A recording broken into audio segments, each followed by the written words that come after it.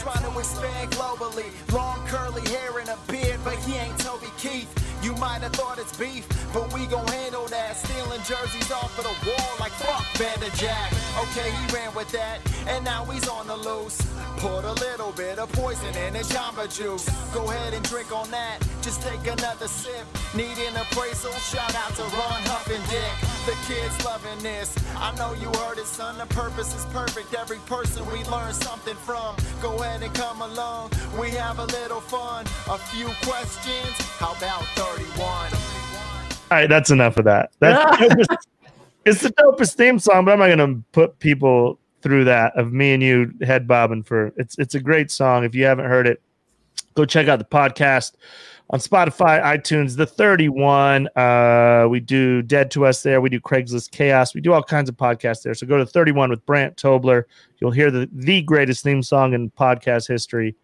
I didn't do it justice to shut it off, but I just am too awkward to try to dance for 3 minutes. And I felt very insecure. So we cut it off. But that's enough of that. Here we go. It's time for another episode of the 31. My guest today is one of my favorite people. He's a very funny comedian, and I miss him so much. We hoop together. We drink together. We tell jokes together. We travel all over the country together.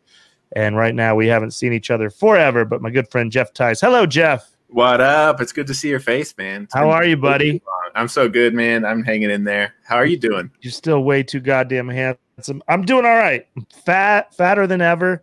Same. But I changed that today. I was thinking about you today. I wish you lived closer because you'd probably be good at this. My new sport I picked up. I am all in on pickleball. Dude, so they don't do it right now, but there's a pickleball league that plays at the rec center near my house. And it's all like super senior citizens, and they crush it. They're so good. So, dude, I'm so pumped that you're getting into it. That's hilarious. I'm close to a senior citizen as it is, but I walked over there today, and there was they play at 8 in the morning. I left my house at 7. I walked an hour to get there. That's how excited I am about it, dude. And then I just got my ass kicked so bad.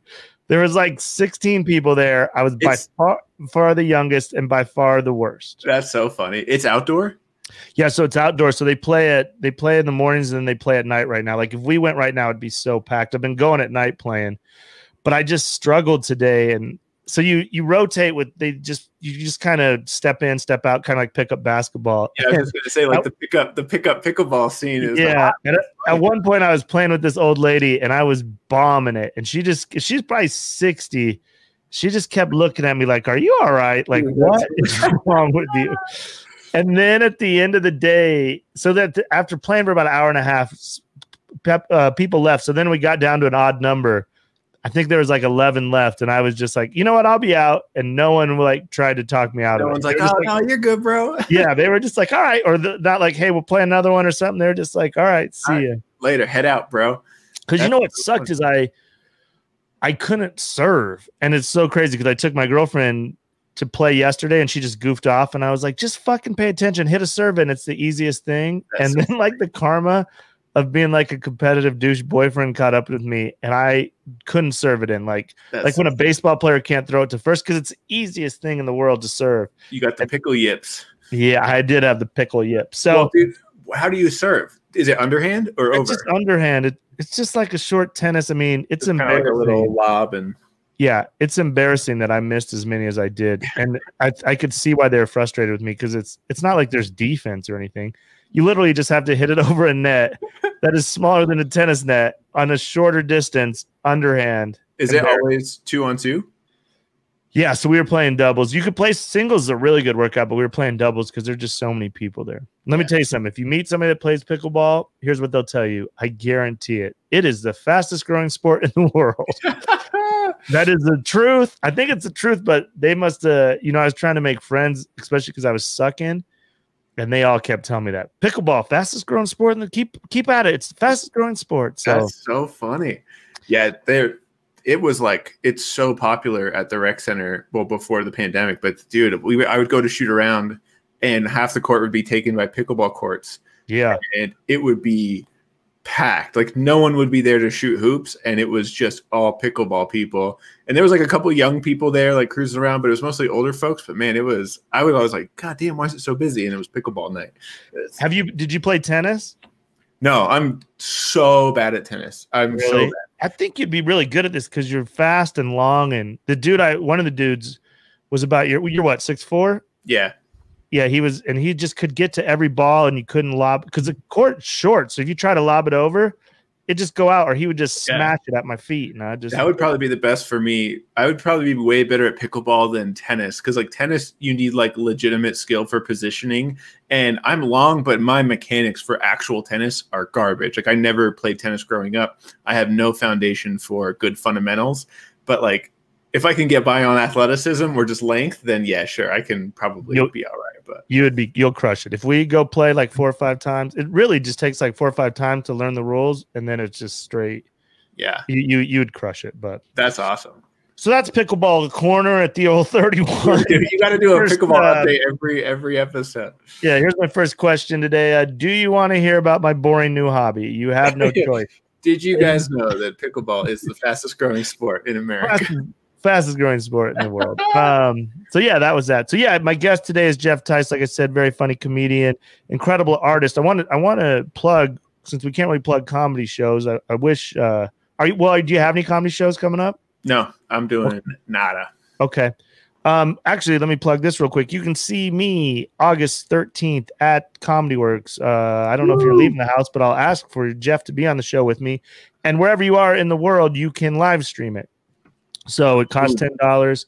It's a good look for me. It helps my favorite club. They've been dark for like 5 months. So if you want to see an hour of stand-up, go to comedyworks.com. If you're in Denver, hit me up, get a ticket. I think they're $12. And if you're live streaming, and I think it live streams for 24 hours, maybe 48 hours. So if you can't watch it on Thursday night, you can watch it on Friday since they got rid of live PD. so sad. So check that out if you want. You know where to follow me. Follow Geoff. What's your Instagram, Geoff? It's just my name, Geoffrey, GeoffreyTice. Geoffrey Tice. It's Twitter, Instagram, and then I have a Twitch show every Tuesday night. I do live drawing, and then anyone in the chat can suggest what they want to see me draw, and we just add it to the scene. And it's a super weird, super fun time. It's been going really well. Tuesday nights at 8 Mountain Standard Time. That's 7 Pacific, 10 Eastern. It's super fun and weird. People have the craziest ideas, and I just draw whatever anyone wants to add to the picture. And so it's mayhem, but it's super fun.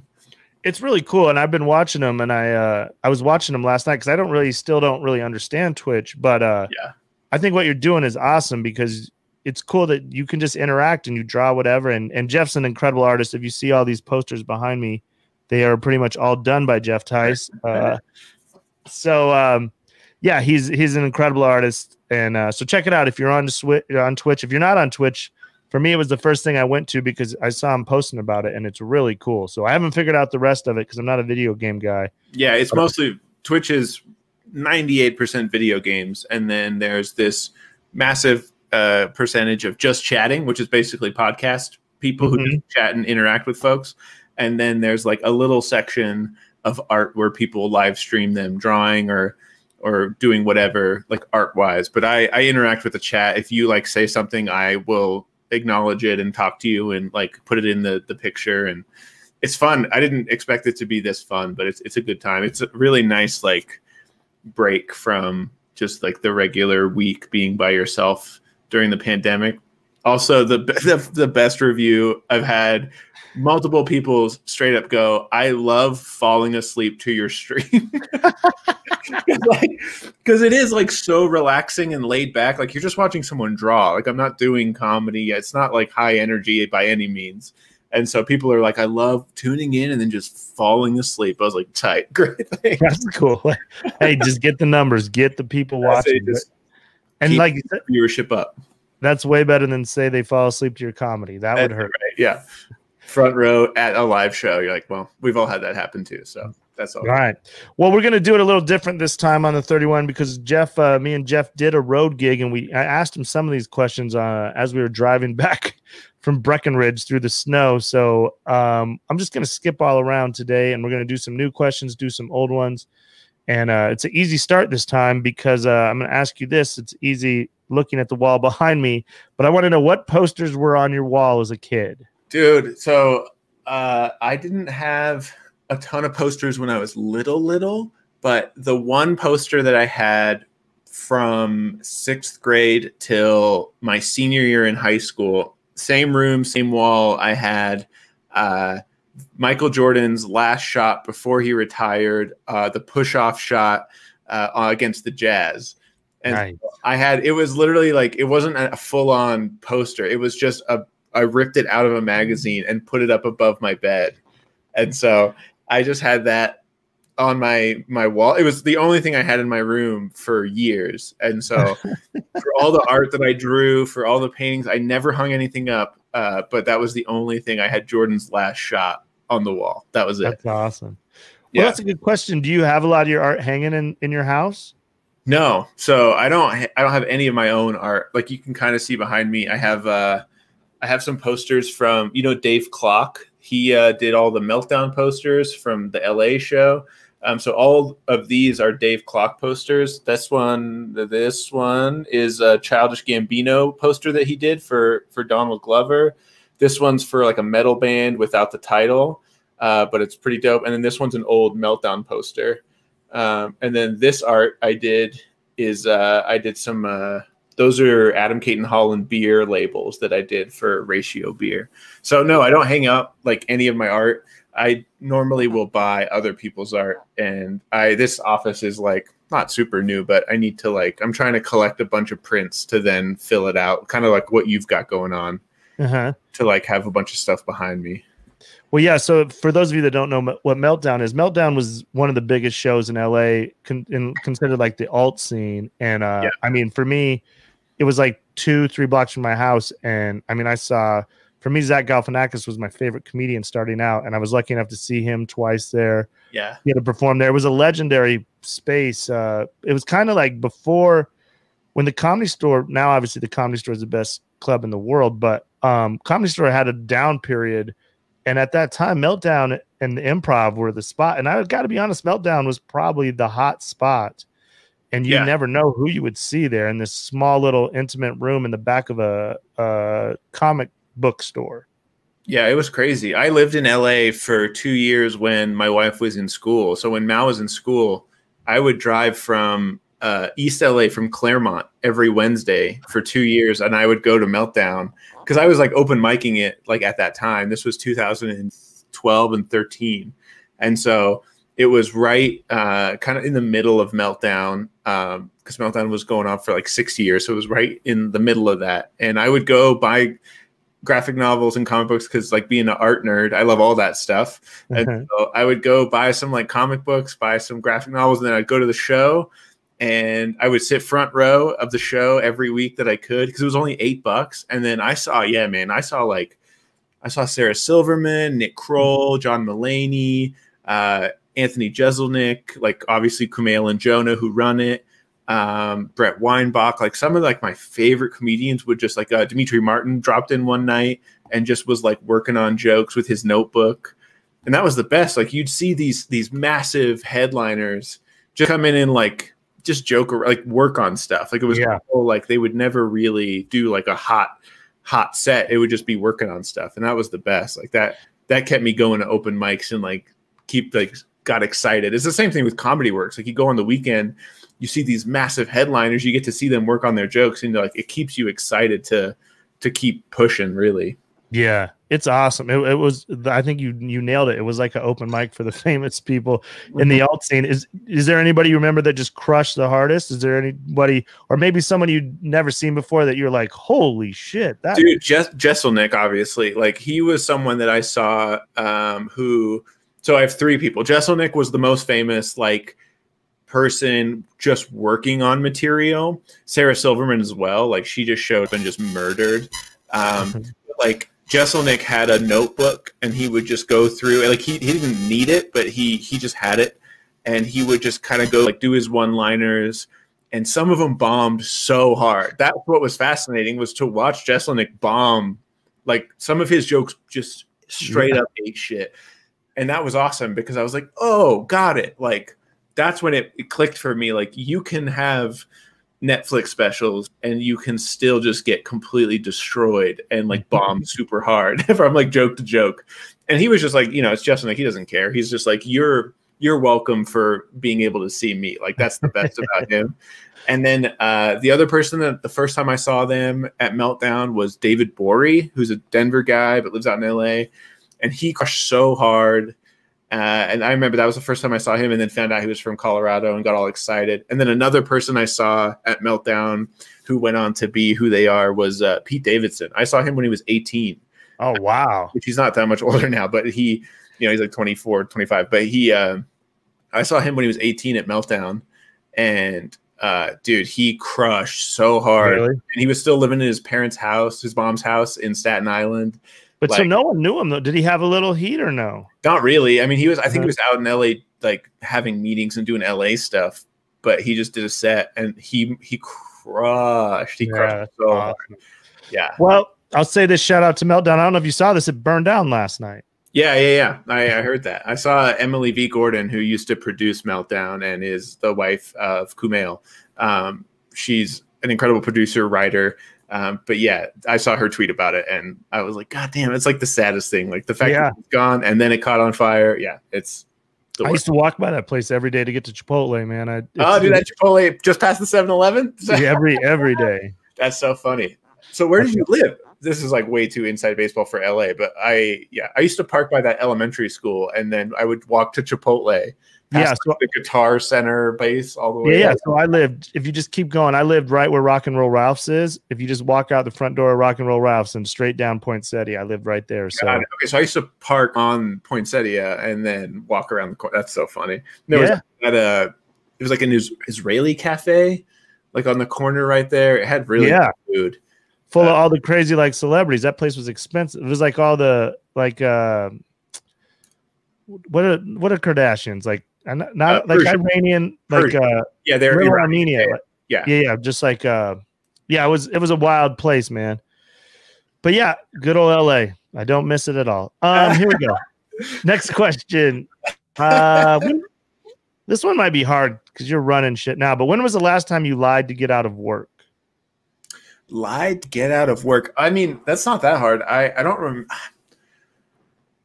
Besides comedy. Well, I was gonna say, like, most of the time it's like I don't really. I guess it is a lie to be like I'm too busy. But when someone hits me up for artwork, that's like I just don't want to do it. I'll just be like, oh, sorry, I'm too busy, and I do that a lot. Like I don't even know the last time I did. I do that 3 times a week, and so like I'll get hit up. I get hit up for artwork. I mean, before the pandemic, it was probably 5 to 8 times a day. And so I would just get like messages from comics all over for stuff. And like, I tried to do it as much as possible. Like if I have time, like I will do it. But if I don't have time, or if I really don't want to do it, that's when I'll be like, oh, sorry, I'm just too booked. And like, I am too booked. So it's not really a lie, but it's like, I probably could fit it in. But if it's just for like some open mic in Tulsa and the guy kind of heard of me through Facebook, I'm like, bro, I'm not doing it. Yeah, I can't imagine your inbox because now the word's out. Well, it's kind of my fault too, because anytime, but I only do it with famous comedians, but anytime anyone's like, hey man, I need a poster guy, I just tag you immediately. You are so, I appreciate that so much because you tag me in like, like you put like, I did a poster for Bert Kreischer because of you. Like you were the one who was like, this is your guy. And then it worked out. And Bert is like so nice about it. Yeah. And like, but there will be people who will tag me in like an open mic dude will be like, hey, I'm starting a bar show 3 months from now. I need a poster. And it's like, bro, this show's not even going to happen. And I'm not doing your poster. Like, I'm more than happy to do, one for, bigger comedians. And at this point, it sounds like arrogant, but that's all I have time for now. Like I just regular job. I can't be doing like the smaller stuff. But well, follow Geoff on Instagram, and then I always know it's crazy. All of us that know you that have had posters done, like the second it comes up, I'm like, oh, that's a Geoff poster. There's definitely a style when we all. It's awesome. That's the whole.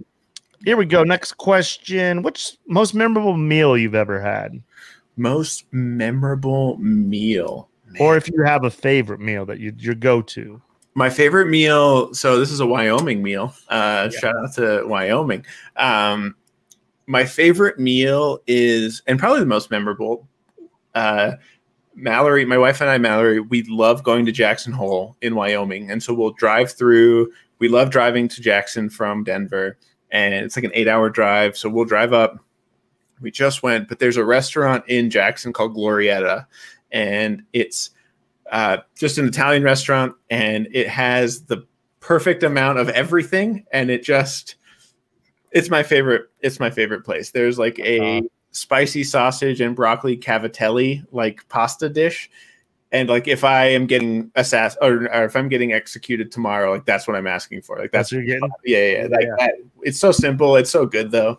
You know, those like really nice restaurants that the ingredients are just really well done. It's super simple, nothing like crazy fancy, but the food's just so good. That's amazing. Yeah. The other favorite meal is on the other end of the spectrum is dude, I will straight up kill a lot of people for 2 spicy chicken sandwiches from Popeyes. And biscuit with a Dr. Pepper. Like that by far. Yeah. I will just do that. I try not to do it too much, but like there's a Popeyes pretty close to my house. And if I can get my hands on a spicy chicken sandwich from Popeyes, dude, it's over. That's probably my favorite food is a spicy chicken sandwich from Popeyes. Popeyes better than Chick-fil-A, huh? Yeah, I like Chick-fil-A. I almost went there today. I love Chick-fil-A, but if I had the choice, I would do Popeyes 100 times over. I just love the crunch, just better. Yeah, no, I agree. They're both. I could eat either of them right now. I'm not trying to deal with that like weird Mormon vibe. Like which is fine. Well, yeah, you get a little different service between Popeyes and Chick-fil-A, but it depends if you're into taste or service. But I will admit that you're going to get a little different, different experience. A little bit of an attitude. The lady at my Popeyes is so pissed that you're there. She's always like, "What do you want?" I'm like, "All right, this is the best." Yeah. How'd you meet your best friend? How'd I meet my best friend? So. My wife is my best friend. I'm just kidding. She is. That's true. But my best friend, Scott, I met him in 6th grade when I moved here from Australia. So I moved here from Australia in 6th grade, like end of 6th grade, early 7th grade. And we went to middle school together. And he's like, we just went to school together for ever since then. Like he's like a huge basketball fan, like killer basketball player. He's like tall like me. We just grew up together. We went on like spring breaks together, like everything. We went to the Bahamas, Costa Rica. Like we've just done everything together. I went to CU. He went to CSU, but we still were like boys all through college. So that's it. Just my buddy Scott. He's always been. Is he around? Does he still live around here? Or? Yeah, he lives in Aurora. So we talk all the time, but we don't hang that much. But yeah, that was just a school buddy that we've been boys with. You would love him, man. He's like super big sports dude, like hardcore Nuggets, Broncos guy. Like, I love it, man. So when you moved here from Australia, I assume your accent was pretty strong. The Australian accent was strong. Did you get made fun of, or did people think it's cool? Or so I remember my first day of middle school. So Australia doesn't have middle school; they have primary, and then they have high school. And so primary is basically elementary through, I think, 7th grade. So middle school is kind of this, it doesn't really exist there. At least where I was from, it didn't exist. And so I was leaving primary school and I was going to go high school, which starts in 8th grade or 7th grade. And I got here and I had to go to middle school. And so my first day of middle school, I had a super thick accent. I was like shadowing this other kid named Alex, who is a super good dude I grew up with, and he was showing me all around. And I got asked out by 5 girls, all all by their friends because it's so middle school. So none of them like just because I was like the new Australian kid because like I had an accent and that was it. I just talked funny. And so I remember that first day super vividly because everyone wanted to like everyone was like I just remember being mobbed all day. Like say the dingo ate your baby, say Foster's Australian for beer, say all these Australian things. I didn't know what they meant. Like say the crocodile hunter, like I didn't know anything. And then because I didn't know what Foster's was. Australians don't drink Foster's beer. That's a UK brand or a Canadian brand. And then like the dingo ate your baby. I didn't know that from the news. That was like huge here in America, but I didn't know it. I lived in the middle of nowhere. And so that first day I was like, I need to get rid of this accent immediately because it was just too much attention at that age. And so I lost it quick. Like I practiced American accents like aggressively to the point where my brother was in high school already. And he was like, dude, do not get rid of it. Keep it as long as you can. What were you most excited about coming to America?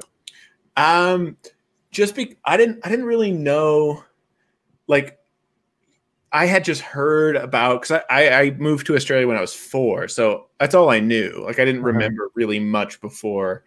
And so by all accounts, I was an Australian kid moving to America. Like the biggest thing was my mom telling us that America basically had anything you wanted. And not like, you know, it does have everything, opportunity, all that stuff, but not like this high level. It was basically like, my mom was so funny. She was like her example of everything was like Pillsbury dough.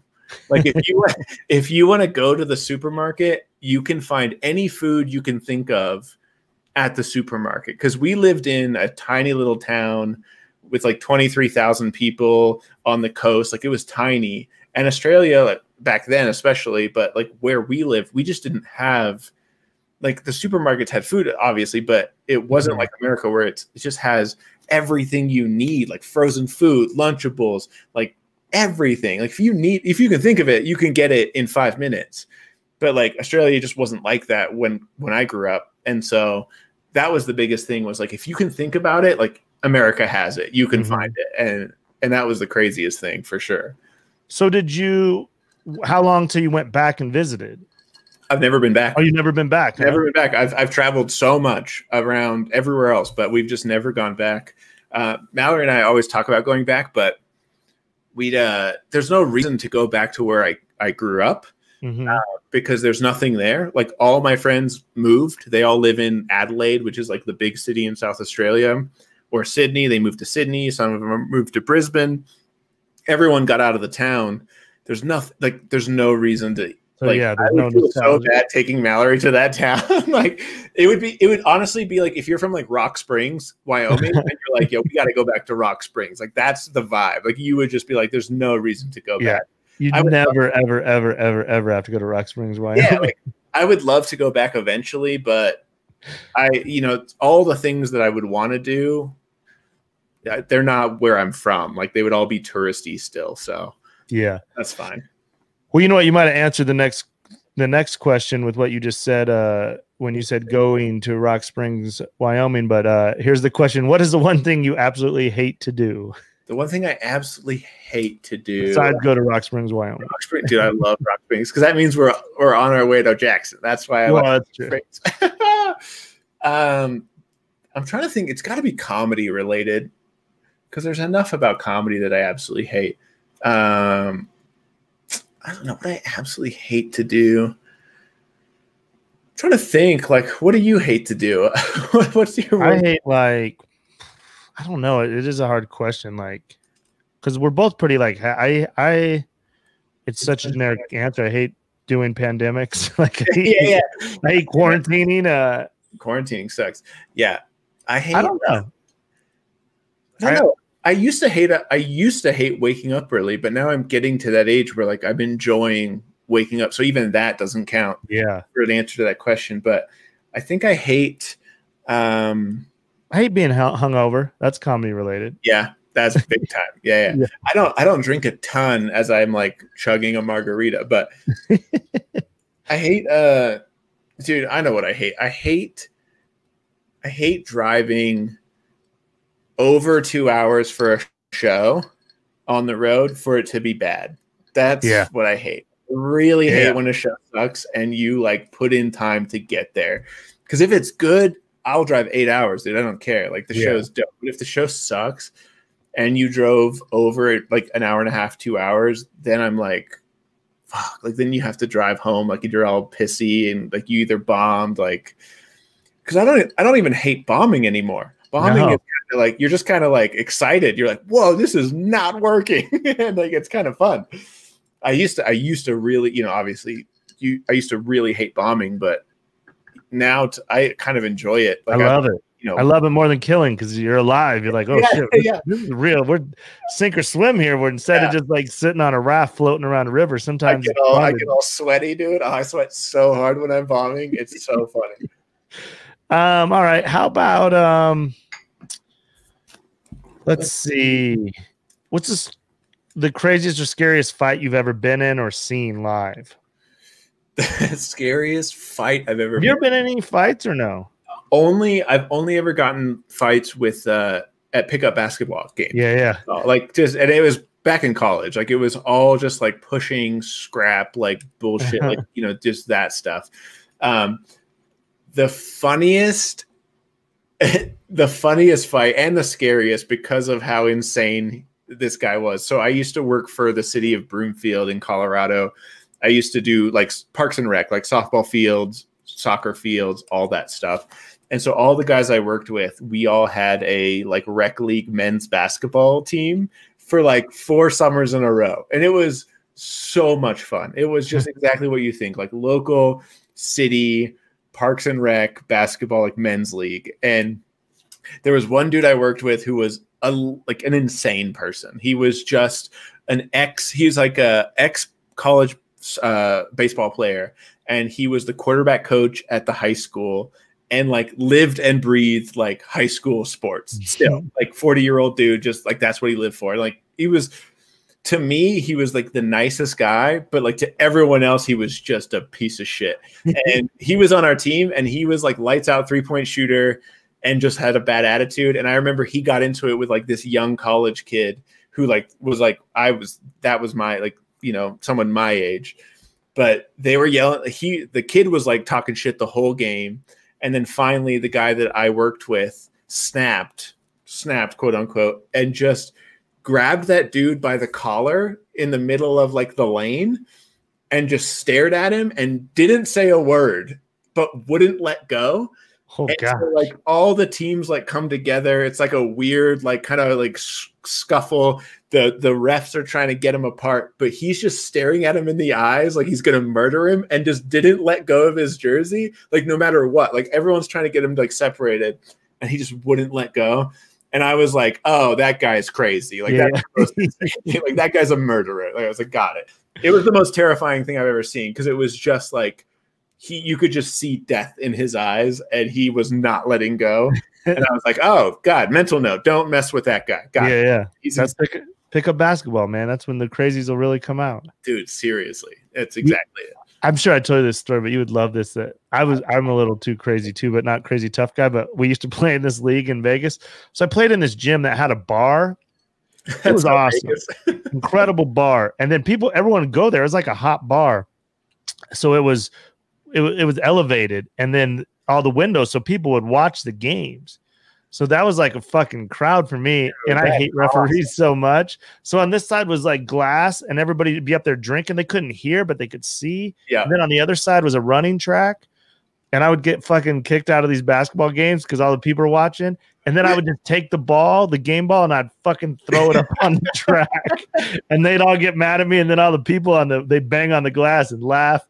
I was such a douche about it, but man, I tell you what, it was so much fun because they knew if I got kicked out, I was throwing the ball up there and then everyone would be mad, but I'd be embarrassed, of course, the next day. But in that moment, I tell you what, there's nothing better than just chucking a fucking ball up on a track and be like, worth it, man. You guys keep playing, but it'll take a minute, you fucking you assholes. Well, that's so funny. Like, you know, especially in the comedy world, like in Denver comedy specifically, like I'm super nice. Like I'm never like mean to anyone, like especially around comedy shows. Yeah.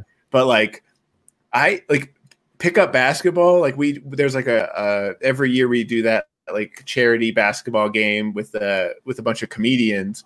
And the first year we did that, everyone was like, "Oh, got it. Like Geoff's a dick." Like I just basketball is the one thing, man. Like I totally understand that. Like I will lose my mind playing pickup basketball and nothing else in the world. Like basketball is the only thing that I truly get like extremely aggro and like yelling and hitting and fighting. Like that's the only thing. And so we played the charity game this last year, and me and Geoff were on a team, and it's my favorite thing. We won, of course, we won the championship because me and Geoff are dominant. But the best thing, what I would do after we won the week that we won, I showed our team picture, and I showed the team that we beat in the semis, which was all black dudes. And we look like, I mean, Geoff looks like a real athlete, but we had Sam Talent with us. And Sam Talent's dad, and it's the greatest thing. Maybe one of my greatest accomplishments is showing that picture compared to the other picture, because they're real athletes and they look like real athletes, and then Geoff looks like an athlete, but the rest of us, and we dominated. It was awesome. I was just like bright red, like so sweaty. Yeah, I ran over Zach Moss, funny comedian in Denver. I just like leveled him, and I was like, sorry, bro. Like I gotta dial it back. We gotta win. Tone wants to know, producer Tone, give a shout out to Tone. He wants to know, what NBA player would Geoff be compared to if we were in the NBA? Oh man, I mean the worst one, but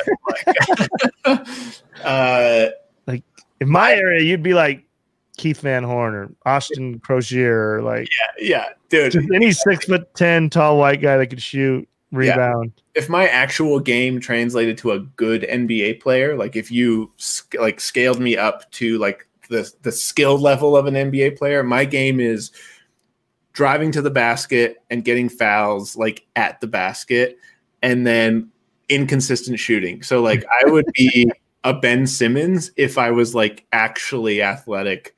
And it's funny because I'm 6'4", which is not small, but for the NBA, that's what Steph Curry is. Yeah, exactly. Yeah, Steph Curry. People are like, oh, look at little cute Steph Curry. He's tiny. It's like he's in regular life, he's making everyone look tiny. Exactly. And so yeah. Well, speaking of that, what's your most impressive physical accomplishment?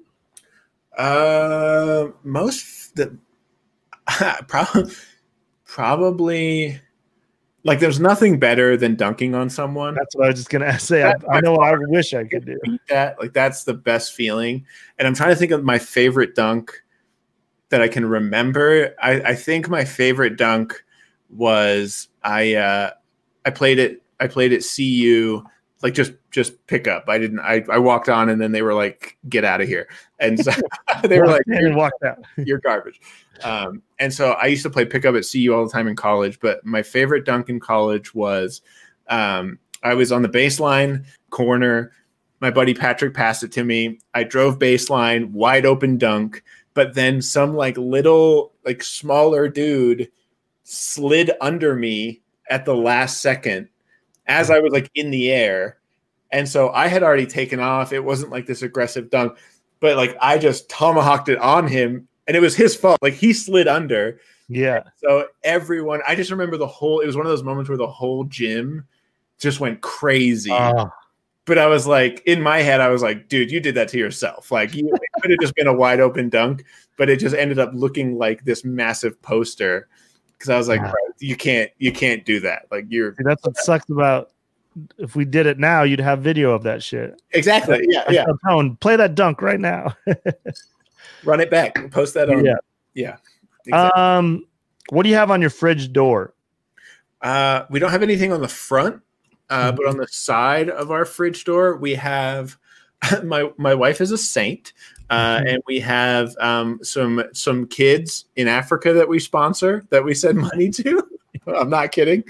And we also have a picture of our friend Katie from high school. That I don't know why we have it, but it's our friend Katie. She's amazing. She played basketball at Washington State, actually. She's incredible. And so we have a picture of Katie, and then we have some drawings from our nieces and nephews, my brother-in-law's kids. We have some like crayon drawings from them hung up. And that's a good question. Is to be an artist, is it learned or are you born with it, you think? I have the opinion that you can learn it. So I think you haven't seen me draw. Well, that's it. Like, that's it. Like, I think there's a baseline, like, talent level and drive to be good at it. So for me, it was like, my mom still has a drawing that I drew in church of the flowers at the front of the church.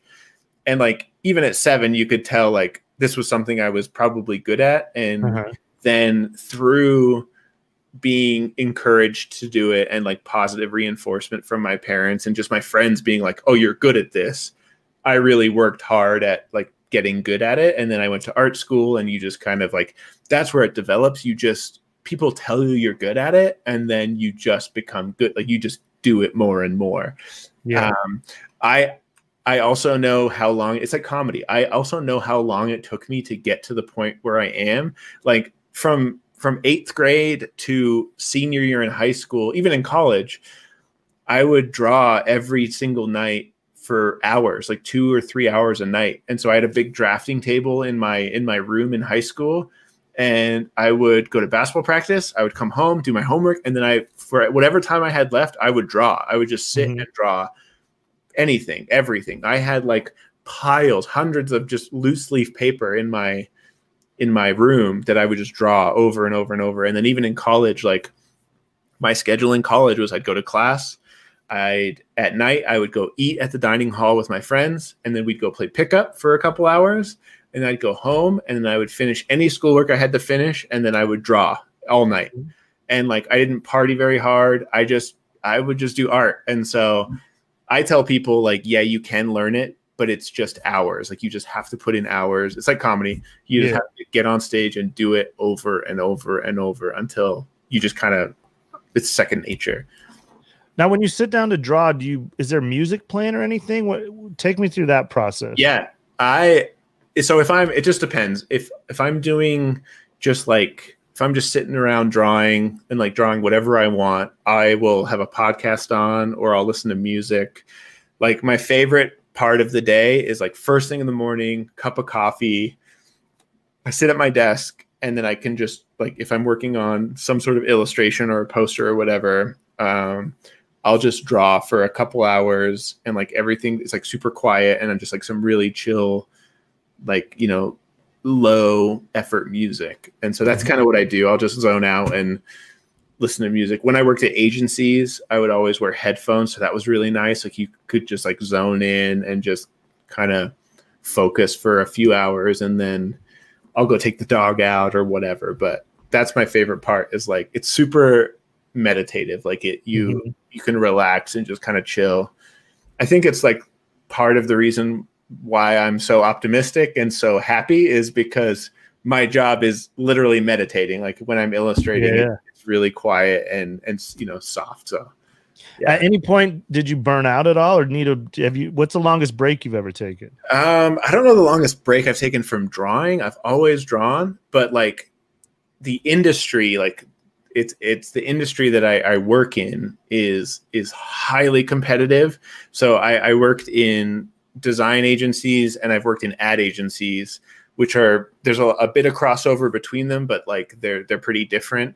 But man, ad agencies are the worst. I'll never work in an ad agency ever again.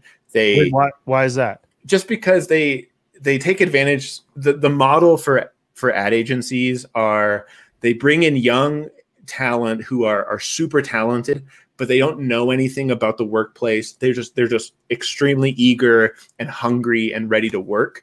And they pay them nothing, and they burn them out, and they just make them work all night for however long they can handle it. And then they just let them go because they know they're replaceable, and they'll bring in some more young talent and burn them into the ground. And that's a really common practice in advertising.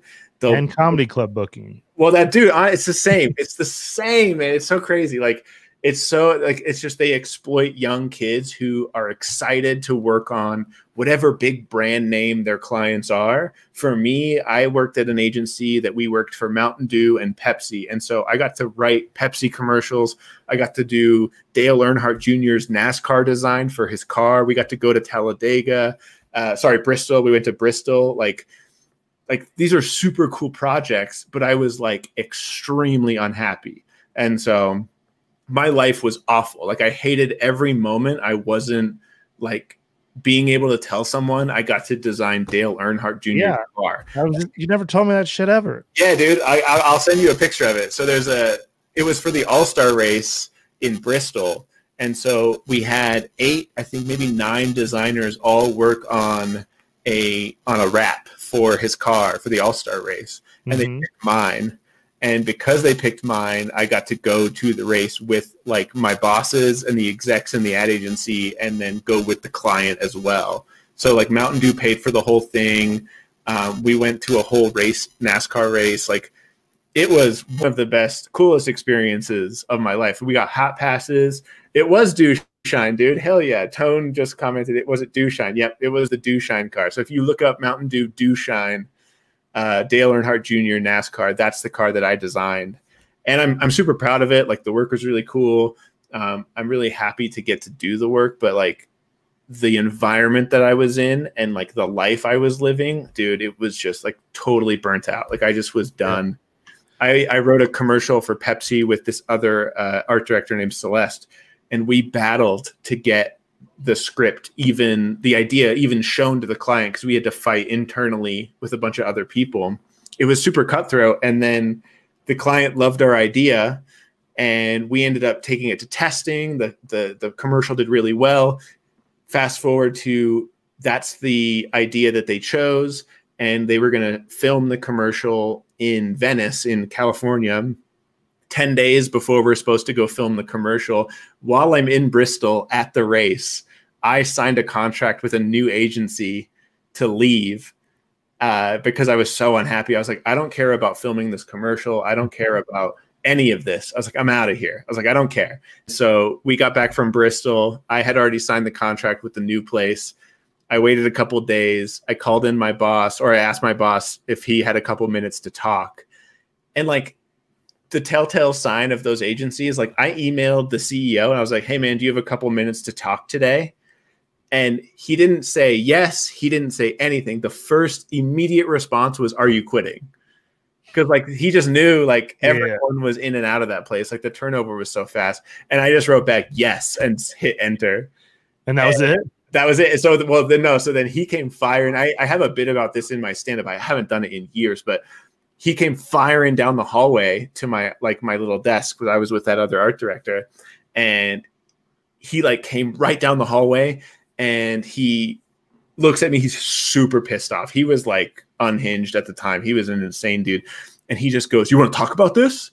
I was like, yeah, man, let's do it. And so we went into a conference room, and he started yelling at me and like freaking out and like whatever, because they really liked me. Like it was, I think it was a shock to them. And he's like trying to make me feel guilty about going to, the NASCAR race and stuff. And I was like, bro, it's bigger than this. Like, I'm unhappy just in life, like not about some NASCAR race. And finally my favorite quote, which was in a bit that I had, he goes, man to man, which is like, hey man, not a good start to a conversation. Yeah. He goes, man to man, you're fucking up your life and you're fucking up your career. Oh. And then this is my favorite part. And then he goes, and you're walking out on the cola wars. Because the Pepsi commercial that we were about to shoot was a Coke versus Pepsi commercial. And he was like, you're walking out on the cola wars. I was like, oh, all right, cool, bro. Yeah, that's worth sticking around for. The cola wars. It was this 1985. And so that was the worst experience, like work-wise, that I've had. You ever see that guy? No. Oh, one time in front of Comedy Works. Because he came to a couple shows. Like when I worked there, I was still trying to like do new talent night and all that stuff as much as I could.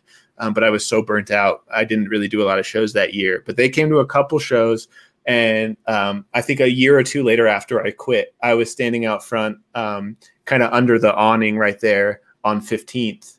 and he drove by and like pulled over with his wife, who also worked at the agency, who I knew, and they were super nice, and like everyone's cool, you know, years later, once you're dead, you know, once everything's cooled off. So yeah, once they if I find ran out into him now, it would be totally fine. Like it wouldn't be crazy. But wait, what about the car? Did Earnhardt wreck it, or he kept it smooth? He kept it smooth. My favorite part of that race.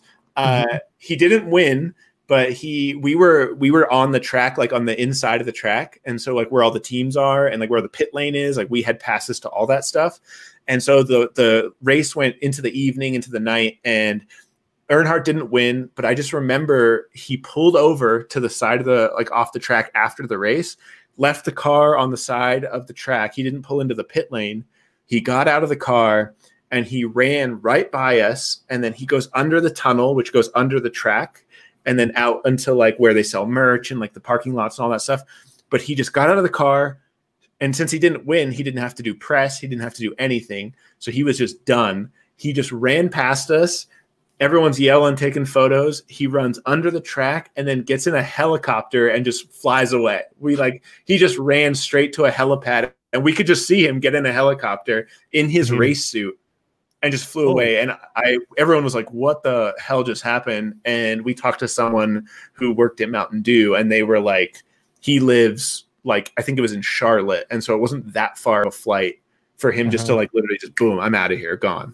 And then they can do all their race stuff remote. Yeah, it was wild. Just hopped. I was like, that's so James Bond, just like finishing a race, getting in a helicopter, and I'm out of here. Well, I know why he did that, because I've been to one NASCAR race in Vegas, and then the traffic is so bad that we ordered a helicopter. My boss was rich at the time. I mean, he's still rich, but he was rich. But it was his mom's birthday, and she loved Jeff Gordon, so we flew to the fucking thing, and Jeff Gordon won. Dude. But then we came out, but there's only a certain number of helicopters that can get up and go and shit. So then we had to wait for the drivers. So even though we paid the extra and all that, I still think we had to stand around the parking lot for 3 hours. So he must have known, I'm out of here. Yeah, that's crazy. Yeah, I because of that experience, I like NASCAR. Like I will watch NASCAR because of how much fun it was. Like I'm sure the Vegas race was insane. Like it was just, the atmosphere is crazy. Like I really enjoyed it. What do they do with that car? Do you know? I don't know. I don't know if they rewrap it or if I have no idea. And that's so cool though. I mean, it sucks. It was at such a shitty time, but that was going to be my follow-up question. What is like the piece of art that you've made that you're the most proud of? That's one of them. That's so commercialized. Like that's like the actual art is not that great. Like if you look at the car's not anything fancy. The car is basically, I knew enough about NASCAR to be like, that's kind of why I think my design got chosen, because some of the designs were really cool and probably they looked better than mine. But I was like, all they care about is seeing their logos going 200 miles an hour. I was like, if you can make their logos stand out, I was like, that's why they'll choose it. Like they don't care about artistic integrity. They care about seeing their logos go 200 miles an hour. And so the actual art isn't that cool. It's just really high contrast. And I was like, you're going to be able to tell who this is, what it is on camera. I was like, so it was like a smart move by me, but it wasn't like the most artistic thing I've ever done. Man, I'm trying to think the coolest thing I've done art wise. I think recently, like my buddy and I have done, so my business partner, we have our own animation company. And so we've done some recent projects that like, that's probably the best work that I've done in my life. Like we've been doing like tons of like animation. I do all the illustration. He does the animation or like the 3D, and it's all again for clients, but that's like the stuff that I've probably been the most excited about. The other thing that I get really pumped on is like big, like honestly, that poster behind you, the Sickler poster, is like one of my favorite of all time. Like it's great. I love that poster so much. So it's like those types of posters that I get to do for people that I love. Like Ryan's the coolest dude in the world. And then, you know, to be able to do artwork like that for him and then have it come out really like nice. And then just the experience, like you were there that weekend, like you featured, I hosted. just seeing fans come up to Ryan and you and like get all excited and like want everyone to sign the posters. Like that's the best feeling in the world. Like, and that's probably the one poster that it happened the most at, where people like were coming up to me being like, you did this, like that's amazing. And then like getting a picture with Ryan and a picture with you, having everyone sign it. Like that was probably awesome. the coolest. Yeah. Yeah. No, that's awesome. It's one of my favorites. It's right here. It's the first one everyone sees. Yeah. I like it more than the one above that you did that's sold out. For the Cheyenne. I mean, that was dope too. That was fun. What about where are we at on here? I love all that NASCAR shit. I never knew any of that. Yeah. And now, but the good part is now you own your own company, you and him, and you don't have to answer to nobody. No, it's the best, man. And so if we ever have to hire anyone, I'm going to be the nicest boss in the world. Yeah. Because I've had so many shitty ones. Uh-huh. Yeah. Do you have any scars or birthmarks? Yeah, I have a scar, no birthmarks, but I have a scar on my knee, on the outside edge of my, like right on the bend of my knee, of my right knee. It looks like I had reconstructive surgery. Mm-hmm. It's like a perfectly like straight slice of a scar on my knee. But it's not from that. Everyone asks because of basketball, did I have reconstructive surgery, or like tear an ACL or MCL? But I was doing BMX when I was 9, and I crossed the bars up as I went over a jump into a playground in Australia, and my knee got caught in between the bars and the frame. And then I wrecked, and then the little gyro on that makes the bars spin all the way around 360, like sliced the side of my leg. Damn. And it like hooked into my leg. I had to hook the bike I had to take it out of my leg. And I remember like it was such a clean, quick slice that I had to. It wasn't bleeding because it cut it so quick and so fast. And then I like put my hand over my leg, ran over, and we went and got stitches. And the other scar that I have that I love, you can barely see it, but it's on this hand right here. You can see my pinkies all jacked up. But I was playing indoor soccer, and I was playing goalie, and I didn't have gloves on. And a dude hit the ball first shot of the game. It skipped off the wall, like right next to the goal, and hit my pinky. And this is really gross, so sorry if you're listening or watching, but it dislocated at this knuckle, the middle knuckle. And then so like that top part of my pinky just went back and over. And then that bone, like the little part, came out of my hand, like it burst out. And so it just looked like this little chicken bone was sticking out. And then the rest of my finger was just dangling by like the skin. It was disgusting. And so I looked down, and my first thought was like, don't freak out. There's nothing you can do right now. Just handle it. And so I started laughing because I was like, this looks insane. Like it looked cartoonish because my whole finger was just dangling down. And I showed my teammate, and I was like, bro, I got to get out of here. And like, we just he was like mortified. But then, yeah, all it was a dislocation. It was called an open dislocation because the bone came out of the skin just by the force of the ball. So, yeah. Did it hurt? No, I can't, like, it's so hard to explain. Like, it happened so fast and was so violent, and it hit my hand so quickly that I had zero pain. Like, there was the shock of like looking at it, and like, you could just be like, whoa, that's crazy. But like actual pain in my hand, nothing, until the only time it hurt was when they put the anesthetic shot, like the block. They like take the needle and put it down in your finger and like just put the numbing stuff. That was the first time that I was like, oh, this hurts. Like that really hurt. But then they numbed it up and it was gone immediately. So it didn't hurt. It just was like, and it didn't even bleed that much because it was just, there's not tons of blood flow right there in your finger.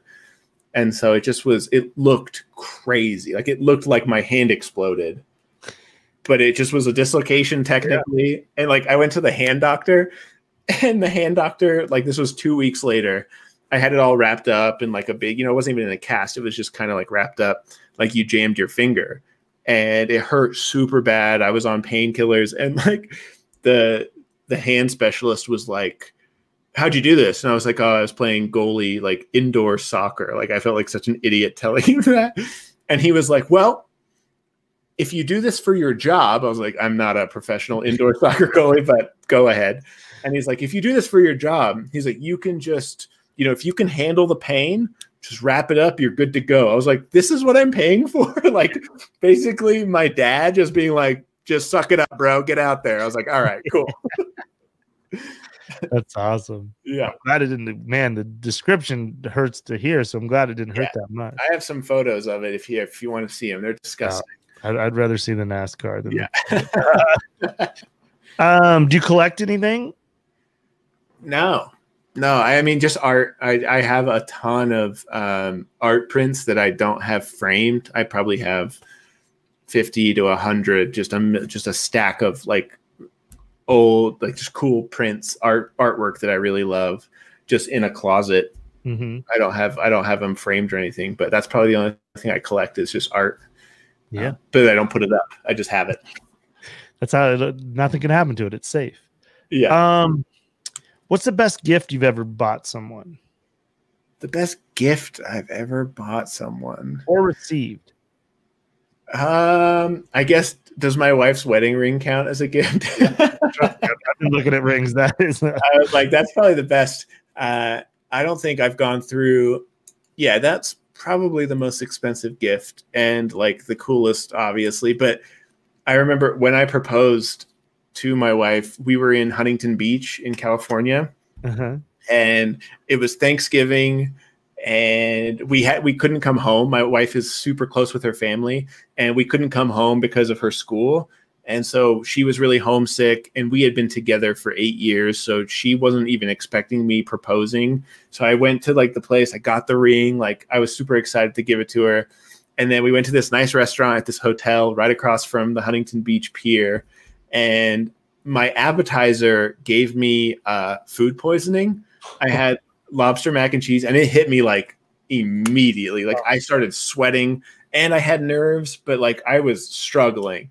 And we walked across to the beach, and in my head, I was like, the beach at night, super romantic. Like it's a beautiful moment. I'm so excited. And my wife is born and raised in Colorado. Like the beach at night is creepy to her. She's like, this is where you go to murder people. And I thought it was like so romantic. And she's like, yo, this is like creepy vibes. And I was like, well, this is not going great.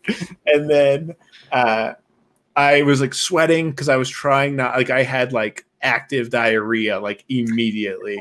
And so I had to, I had a jacket on because I was trying to hide that I had a big like box, like a ring box in there. And she was like, why do you have a jacket on? Like you sweat. Like, what are you doing? And finally I like proposed, and it was really nice. It worked out well. But then the rest of the night I was like throwing up and like shitting just till like 3 a.m. It was awful. But yeah. But it worked out. But we've been together. Yeah. We've been together for 15 years. So I was going to ask for advice. Maybe I'll do something very similar. I mean, I like lobster mac and cheese. Dude, just go to a restaurant you trust. That's all. Yeah. Yeah. That's all. Let's see here. What else I got for you? I'll give you a few more. If you could, let's see. Is there anything you've always wanted to learn but you haven't? Dude, singing. I cannot sing. I'm so awful at singing. It's so embarrassing. Like I've never sang in public. I've done karaoke once in Vegas at the Hooters hotel, and there was like 3 people in the bar. It was like 4 a.m. and just horrific. But what song? Oh, dude, it was like a Dierks Bentley song. It was like a country song, which I was just like, I was blackout, Yeah. I can't sing to begin with. So I was like, what's a song that I can just, I don't know. I'm sure it was just the worst thing in the world. Who was with you? It was a bunch of work friends from California when I worked in California, and they were awesome. Like those dudes were the best. They were really cool.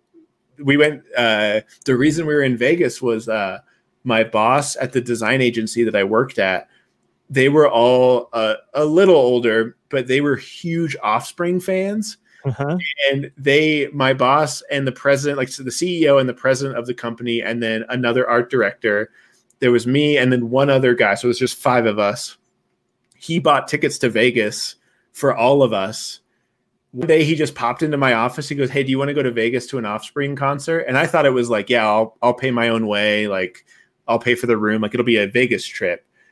But I was just like, yeah, that sounds awesome. Like, I'm down. And then the next day he's like, cool, tickets booked, room book, like, we're good to go. And I was like, what? And he goes, yeah, we're covered. And so he bought everyone tickets to the Offspring. We saw it, the Offspring at the Cosmo, like, balcony, like that pool at the top of, you know, like the Cosmo has that pool. Yeah. That's where the Offspring played at night. So we went up there, had a concert, and then just did like a whole weekend in Vegas. And my boss paid for all of it. He's the best. Yeah, that's awesome. And what's crazy is the lead singer of the Offspring has this. Yeah, that's Gringo Bandito, and they listened to the show and have sent so much Gringo. I have a case. I'll bring you some. Are you serious, dude? That's so funny. That's amazing. That's one of my favorite hot sauces, and I can't find it here. Oh, I'll give you all. So shout out to Gringo Bandito and the staff. I know when they're bottling stuff, they listen to the podcast. So if they're listening to this, they're going to be shocked. But they sent me a case, so I'll all 4 flavors, and Shire uses it all the time. So. I love that hot sauce so much. They used to have it in the Wahoo's fish taco.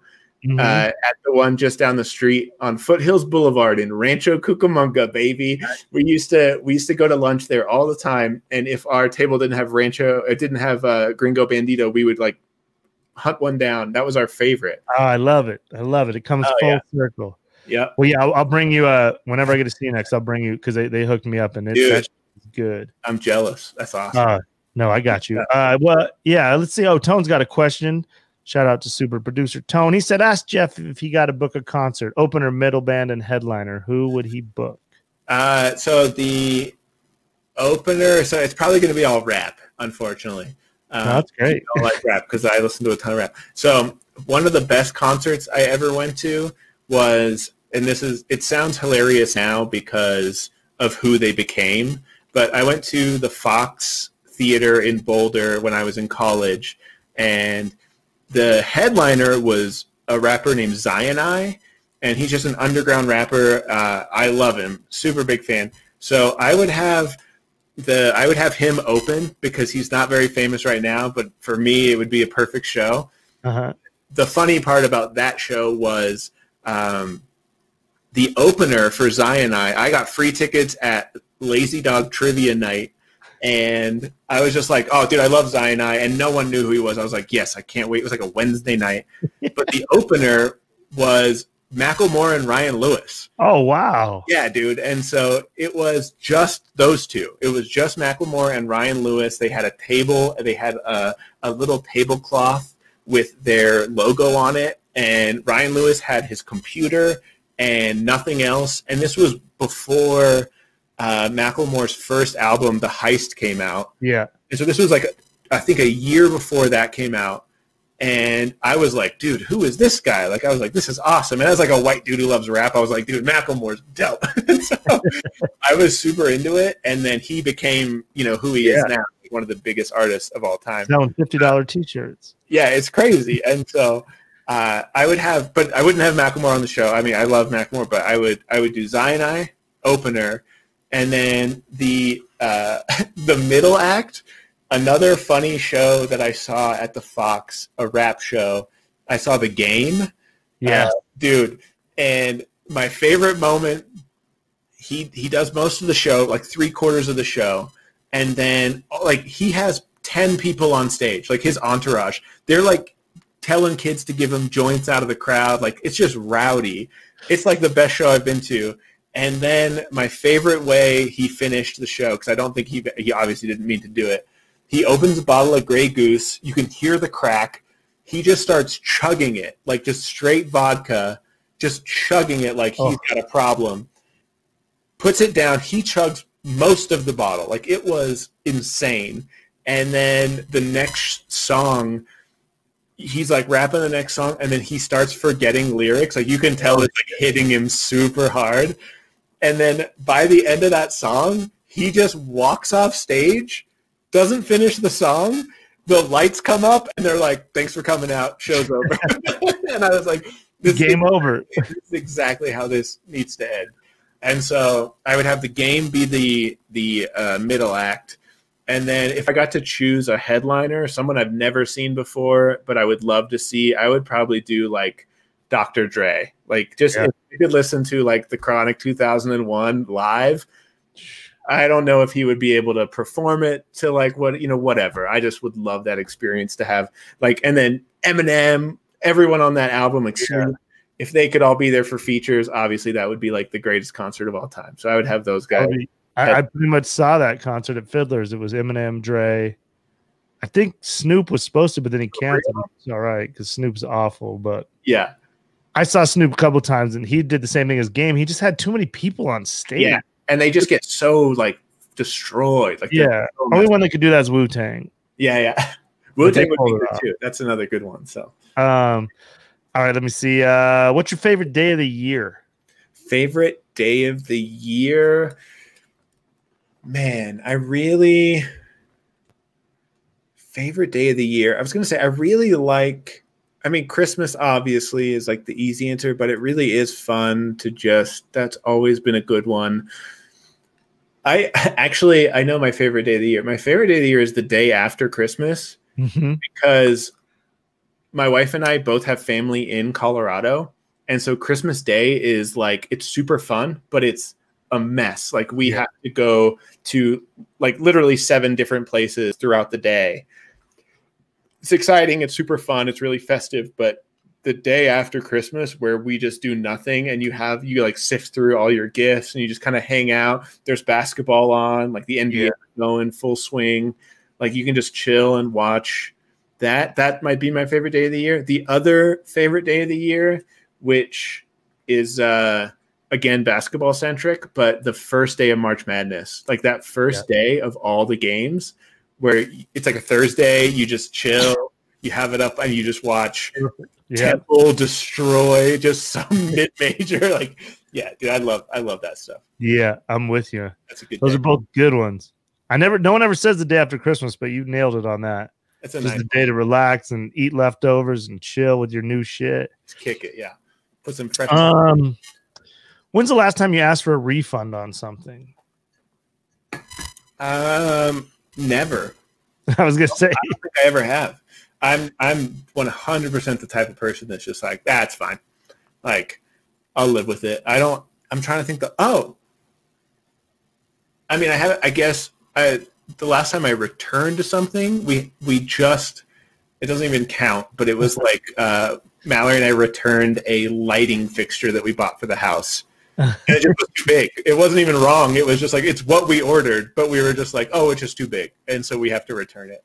So we're not even asking for a refund. Like we don't have to deal with anyone. We're just sending it back to a website. But if it comes down to person in person, I'm not asking for that refund. Anyone in the service industry, bro, I'm not bothering anybody. No, it's not a chance. You can punch me in the face. I'll be like, thank you. I appreciate it. Yeah. How about that? That's probably the same answer. Is there one person in the world you'd like to punch in the face? Yeah, probably that old boss that I had that I was like, but if I met him now, he's probably fine. You know, life goes on, people grow up, but who's the coolest person's phone number you have saved in your phone? Ryan Sickler. Yeah, that's a good one. Sickler. Oh, my favorite, the coolest person that I find the coolest that I don't know if your listeners know, but Rory Scovel is one of my favorite comedians. And I have his number. That's probably a cool one. Or like the Squires. It's all comedy people. Yeah. It's all dudes that have been like exceptionally nice to me over the years that I just think are the coolest. So yeah. Sickler, Squires, Daniel Van Kirk, like those types of dudes, like they're the best. Yeah. What song always makes you happy when you hear it? Again, a song that hopefully, I mean, you'll have to look it up, but there's that rapper Zion.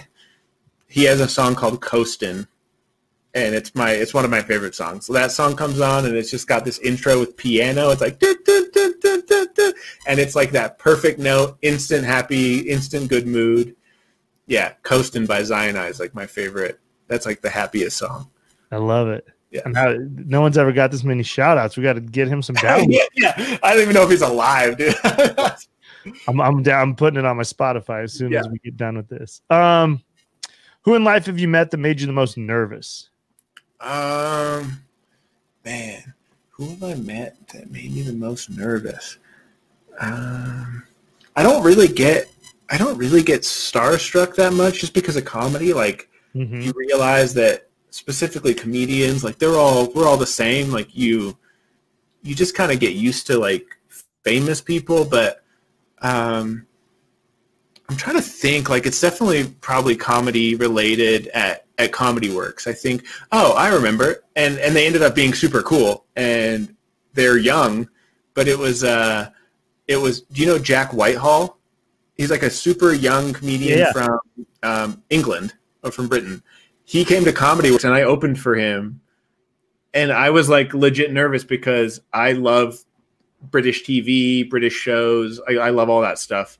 And he's like on all of it. And so I was probably the most nervous to meet him or Rory Scovel, honestly, until both of them were like, oh, you guys are just normal comics. And like, they're super cool guys and like super laid back. But yeah, awesome. Probably Rory and Jack. Awesome. Yeah, Rory's the best. All right, I have a special guest here that has a question for you. It better be Shire. If it's not Shire. Beautiful girlfriend Shire, can you please say hello? And we are interviewing Geoff Tice. Do you have a question for Geoff Hi, Tice? Shire. Hi. How are you? I'm good. How are you? Good to see your face. It's good to see your face. How you doing? My question for you is, how much cuter is our dog than your dog? Our dog is grab him. 100% the cutest dog in the world. Hold on. That was not supposed to be the question. I mean, that dog's pretty cute. I'm trying to. Yeah, but your dog is very cute. Not in the room, but we're about to pull her up. Here we go. Right. Yes, thank you for that useless question, baby. No, it's a good question. Yeah, she's getting gummy bears and she's out of here. Oh yeah, he is adorable. Or it's a he or she? It's a she. What's her name? Her name's Luna. Luna. Wait, how long have you had her now? Just over a year. Yeah, she's like 13 months. So I couldn't say it when she's Shire was here, but I agree with you. Yours is much cuter. It's just that classic yellow lab. I love it. All right, let me see here. Tone, you got a question here? Let's bring Tone in for a minute. We'll wrap this up.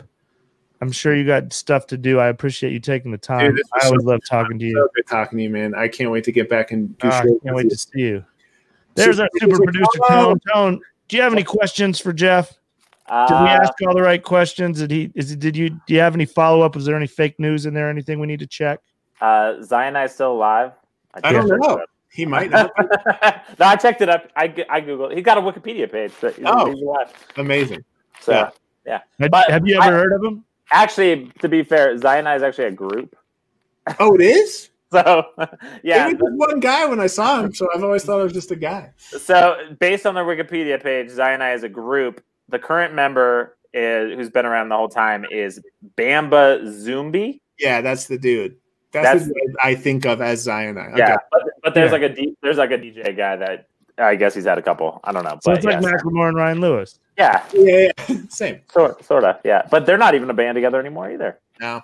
They broke up. Ryan Lewis is gone. He got him. Rest in peace, Ryan. What got him? COVID? I think funny. I think he just got so rich. He's like, I'm out of here. I'm done. I'm not mad at him. They made so much money off that because that was all independent. They never. So here's another fun fact about Macklemore and Ryan Lewis. They were independent. They never had a label. There's a music video, the "Can't Hold Us" music video. I'm in that music video. What? Oh, for real? Yeah, you look like Macklemore a little bit. So when I moved to LA or California, I didn't live in LA. I was a Macklemore fan. I was on his like newsletter because I signed up like literally when I saw him opening for people, and he had posted and like he had emailed the newsletter that said, "Hey, we're going to be at USC filming for a scene for our new music video coming out. And we just need like college age looking people who can come and hang out and like literally just be faces in a crowd."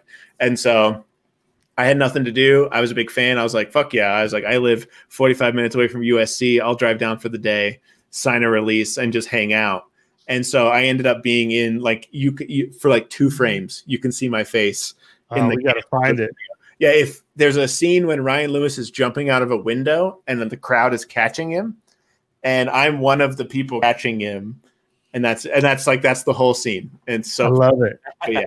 Were they cool? Macklemore seems like he's cool. So nice, like way too nice for how big they were at the time. Like it was so indie and like, you know, independent, low budget for, you know, like a rap music video, and they were the best. Yeah, they were just like, let's hang out. Like they took pictures, talked to everyone. Like they were super cool. That's dope.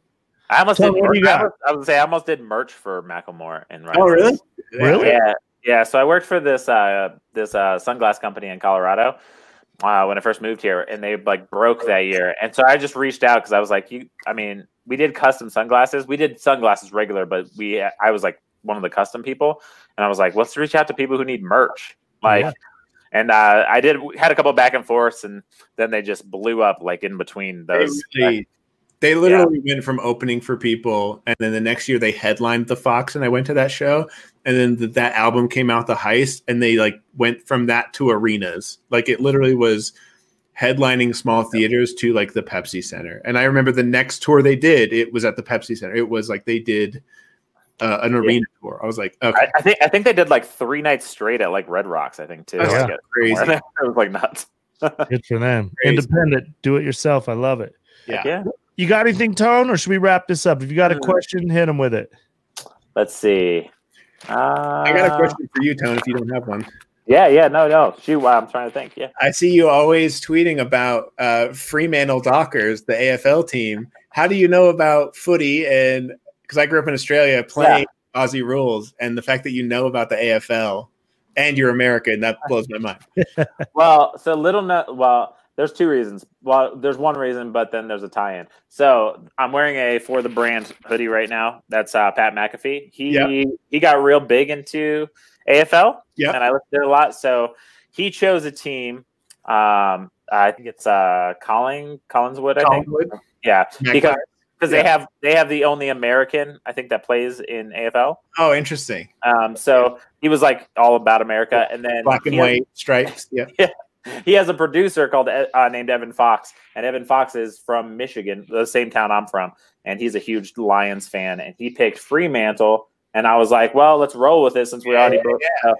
So I picked them, and then the Dockers, baby, that's great. They got a crazy fan base. I mean, I got my son like a little Sharon football, like it's like first like, and he kicks it around. We were actually kicking it in the basement right before this. We were hitting baseballs and kicking that. That's dope. Yeah, I'm a huge footy fan. That's like the sport I grew up playing, and so. Oh, really? It's a crazy sport. Dude, it's wild, man. It's funny too because like it's not a bummer, but it is a bummer. Like I grew up to be the perfect like frame for Aussie rules. Like 6'4", I can run and jump and catch. I was like, that's perfect for Aussie rules. But I'm glad I found basketball. It's buckwild. It's like Brandt. Have you ever watched it before? Yeah. Okay, yeah. Because I was trying to explain to somebody. I was like, oh yeah, because I have a coffee mug. I got a coffee mug and I got that ball and I got a cent from Australia. And I was like, I'm gonna make it worth the massive shipping I'm about to pay to get it over here. And so I was drinking it and they were like, what's the Fremantle Dockers? And I was like, oh, it's AFL. And they were like, what's AFL? And I was like, well, it's like it's kind of like hockey meets basketball meets like soccer meets football. And Yeah. It's so hard to explain, but I still don't understand it all, but I have a couple friends that are really into it. And so then when I'm at their house, you know, usually weird hours, we're either drinking. So it's like, what are we doing? Is like, we're putting this game on. I'm like, all right, it's cool. Right. I watch it. They're just figuring it out, but it seems like cool. I woke up at like 2:30. Not that I wake up pretty early for work sometimes, but I woke up extra early to watch like the Derby. That was like their big like rivalry game, and they got smoked. It was great. Do you have a team, Geoff, that you were?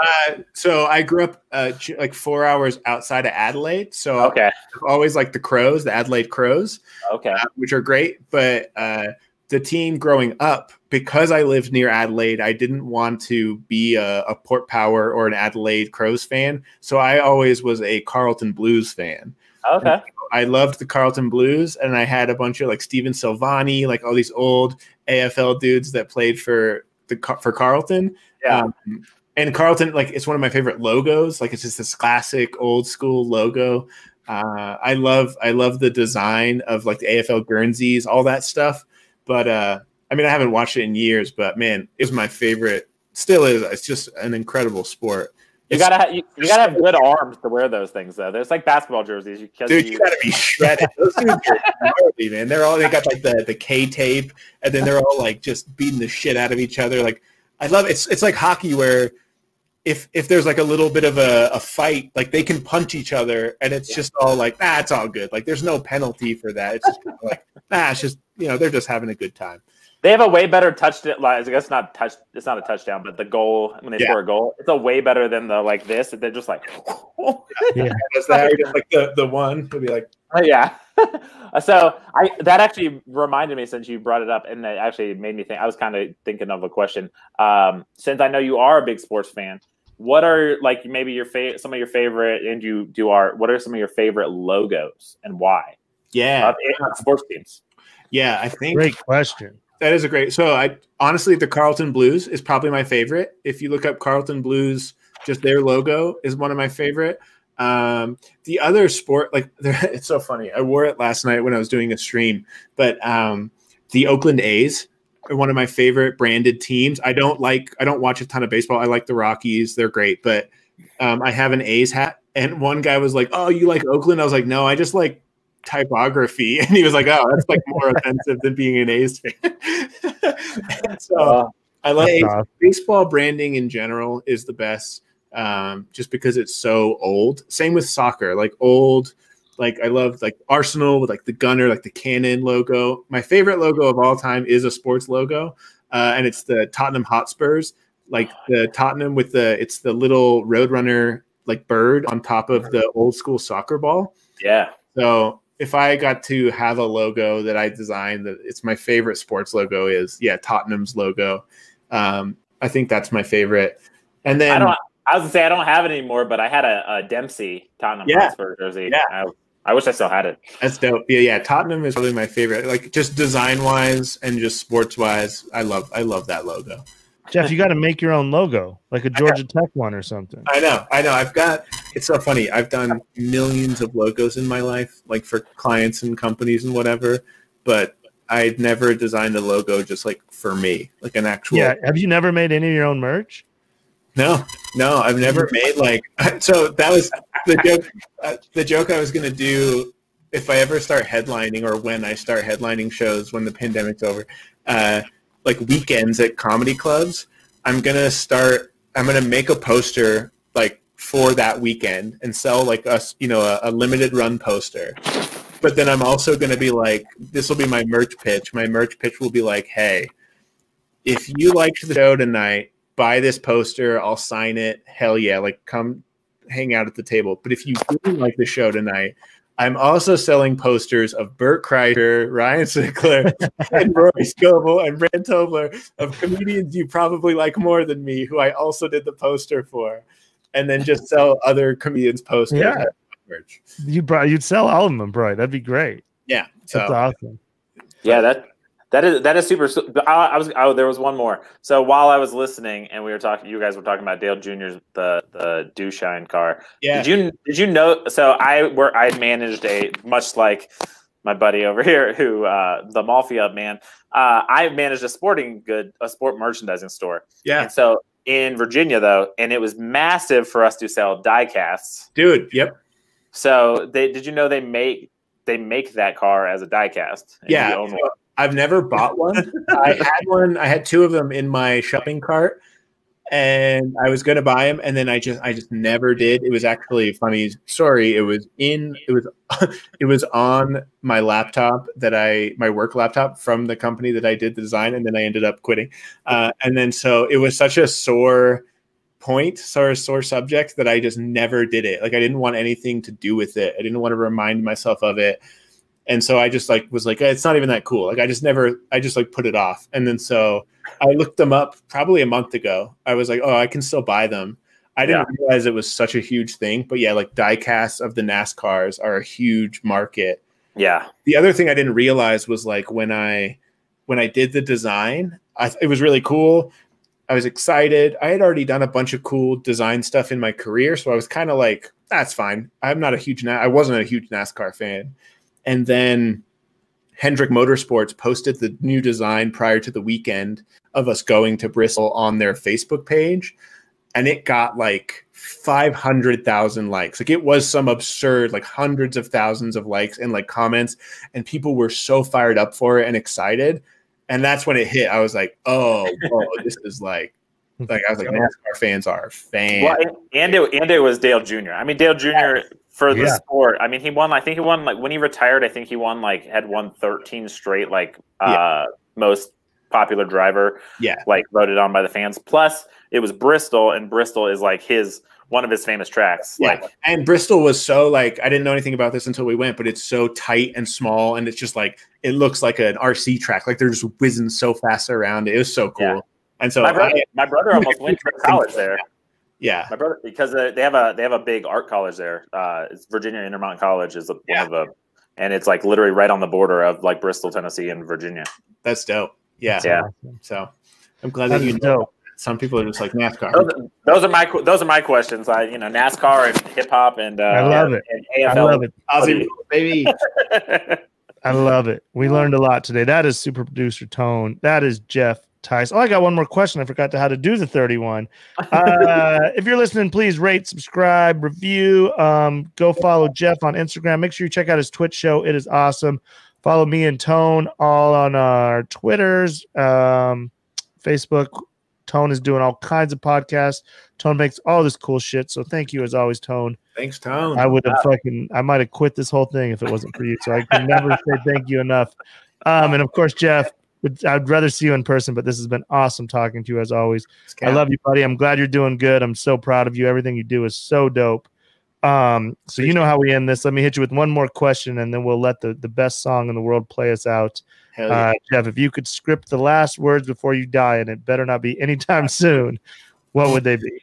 My last words probably would just be whatever's about to happen that's about to kill me. And then I look directly down the camera, whatever that happens to be, it zooms in on my face, and I just go, oops, and then I die. And so...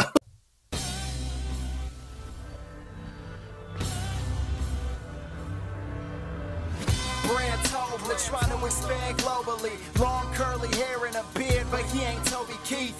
You might have thought it's beef, but we gon' handle that. Stealing jerseys off of the wall like fuck Vander Jack. Okay, he ran with that, and now he's on the loose. Put a little bit of poison in his Jamba Juice. Go ahead and drink on that, just take another sip. Need an appraisal, shout out to Ron Huff and Dick. The kids loving this, I know you heard it, son. The purpose is perfect, every person we learn something from. Go ahead and come along, we have a little fun. A few questions, how about 31?